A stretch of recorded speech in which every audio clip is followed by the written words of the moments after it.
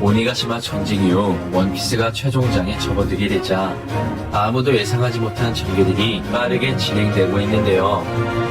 먼저 최종 보스 이무는 역사에서 지워버려야 할 불빛으로 화염의 왕제 사보를, 그리고 밀집 모자였다는 천재과학자 베가펑크와 만나게 되며 실무회의자 혁명군이었던 쿠마의 비밀은 물론 악마열매의 정체까지 알 수 있는 상황에 놓이게 되었습니다. 나아가 해군대장이었던 아오키지 쿠자는 자신의 정의를 관철하기 위해 사왕 검은 수염의 조력자가 되며 바노과 함께 빅맘의 자식인 푸딩을 납치하게 된 가운데, 이번 영상은 숨막히는 결전이 펼쳐진 최강 해적들의 전투와 베가펑크와 드래곤의 관계가 밝혀지게 된 원피스 1064와 풀버전 내용을 살펴보면, 신세계 위너섬 티치는 로우를 바라보며 어디로 가든 도망칠 곳이 없다는 말과 함께 흔들흔들 열매로 공격을 가하려 하자 로우는 자신의 선원들에게 지시를 내리며 이내 각성 기술을 사용하게 됩니다. 그렇게 로우는 각성기술 절단을 사용하자 모델 페가수스 스트롱거의 입체가 반으로 나눠지게 되고, 이어 티치는 로우에 대해 들었던 내용과 달리 로우가 까다로운 기술을 사용하자 열매를 각성했다는 사실을 깨닫게 됩니다. 이처럼 티치가 공중에서 떨어질 수 있는 상황 속 이내 흔들흔들 열매의 능력을 사용하게 되자 위너섬에 있던 하트해적 단원들이 지진의 위력을 느끼게 되고, 이어 이것이 지진인간이 발산한 충격파인가 라는 말과 함께 큰 데미지를 받게 됩니다. 한편 도크는 자신이 타고 있던 스트롱거가 절단되자 이내 죽어버린 건가 라며 하트해적단을 향해 사과폭탄을 날리게 되지만, 그 순간 로우의 지시로 바다에 잠수했던 샤치가 입에서 강한 빔을 발사하며 도크의 사과폭탄을 터뜨리게 됩니다.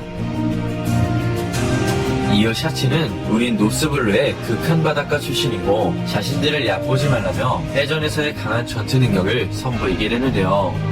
이어 항해사 도크와 저격수 반오버의 위치를 알려주자 그 순간 잔발이 로우의 등 뒤로 이동해 반오버의 공격을 막아내고, 그렇게 선원들의 도움으로 검은 수염과 1대1 결전을 펼칠 수 있게 된 로우는 사왕 빅맘을 상대로 한 각성 기술을 다시 한번 펼치게 되며 티치에게 강한 데미지를 선사하게 됩니다.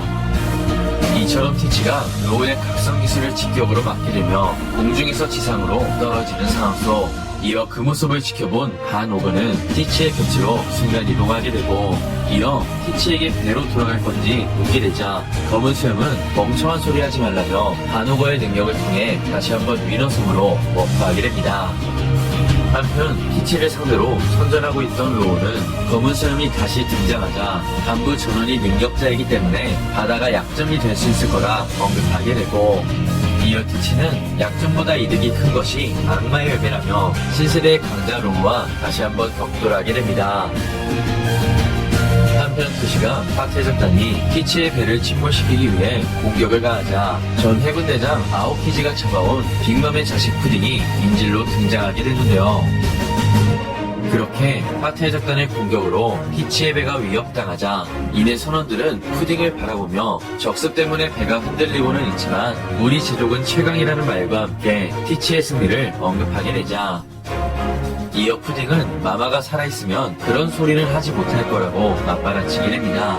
한편 푸딩의 이야기를 듣게 된 티치의 부하들은 이내 웃음을 터뜨리게 되고, 이어 지금 싸우고 있는 해적이 바로 그 빅맘을 죽였다며 지금도 전설이 살아있다면 시대가 앞으로 나아갈 수 없을 거라 이야기합니다. 곧이어 위너섬 신세대의 강자 로우는 헬기를 끌어올리며 검은 수염을 공격하게 되자 티치는 흔들흔들 열매를 통해 로우의 공격을 막아내게 되고, 곧이어 티치가 어둠의 인력으로 능력자의 실체를 끌어당기는 기술을 사용하게 되자 로우는 이내 식은땀을 흘리게 됩니다. 한편 그 시각 신세계에 위치한 해군본부 해군원수 아카이누는 위너섬에서 검은 수염과 로우가 격돌했다는 소식을 보고받게 되지만, 이내 세계정부의 명령 때문인지 또 결착 대기인 건가 라는 말과 함께 자신의 불편한 심정을 드러내게 됩니다. 그렇게 그렇게 해군 원수 아크레누가 해적들의 전투를 보고받게 된 시점, 에그헤드 섬에선 자신의 아버지 개조인간 쿠마를 목격하게 된 본인은 루피가 쿠마를 공격하려 하자 자신의 능력으로 루피를 70세 할아버지로 만들게 되고, 이어 나이를 먹은 초파는 보니에게 미안하다며 그동안 파시피스타에게 당했던 과거의 이야기를 언급하게 됩니다. 한편 보니의 가정사를 알게 된 진베는 그동안 자신이 알고 있던 쿠마의 정보를 말하겠다며, 쿠마는 전 소르베 왕국의 나쁜 국왕으로서 국민에게 쫓겨나 해적이 되었을 거라 언급하는데요. 이후 쿠마는 혁명군에 소속되었지만 이래 해군에게 붙잡히게 되었고 결국 종신형을 받게 되었지만, 당시 베가펑크가 쿠마의 근력과 잠재 능력에 푹 빠져 있었기 때문에 신체 개조와 클론 개발에 참가하겠다는 조건을 내걸어 쿠마를 왕의 부하 칠무회로 만들었을 거라 이야기합니다. 그렇게 징베의 이야기를 듣게 된 본인은 칠무에다 클론 병사 개발은 납득할 수 있지만 사이보그와는 사형이나 다름없다며 베가펑크를 증오하게 되고, 이어 아빠는 폭군도 아니었고 세계정부도 싫어했기에 억지로 개조당했을 거라 추측하게 됩니다. 나아가 본인은 아빠가 특수한 종족이라 언급했었지만 그러한 이유 때문에 실험을 강요당할 필요는 없었다며 루피와 초파 그리고 징베를 원래의 나이로 돌려주게 되는데요.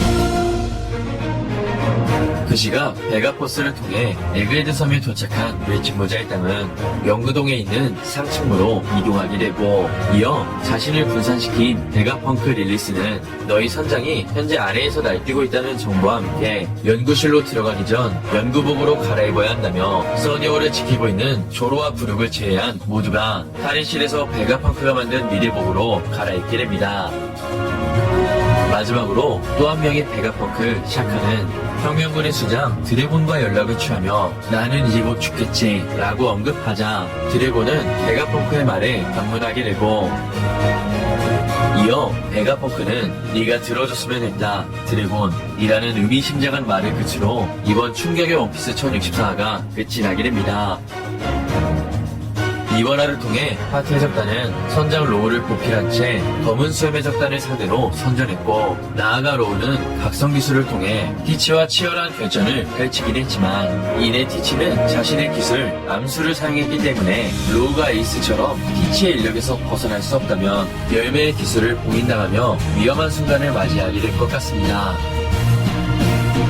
그렇게 로우가 티치에게 패배할 수 있는 상황 속 해군 원수 아카이누는 그들의 전투가 끝이 날 때까지 대기해야 하는 상황이었지만, 만약 두 해적단의 전력이 전투를 통해 약해지게 된다면 해군의 병력도 참전할 가능성이 있을 것 같은데요. 이처럼 해군 원수 아카이누가 신세계 위너섬으로 이동할 수 있는 가운데 과연 베가펑크가 드래곤에게 들려줄 이야기는 무엇일지, 그리고 드래곤은 사보의 생사여부를 확인하기 위해 루루시 왕국으로 이동하고 있는지는 다음 원피스에서 확인할 수 있을 것 같습니다.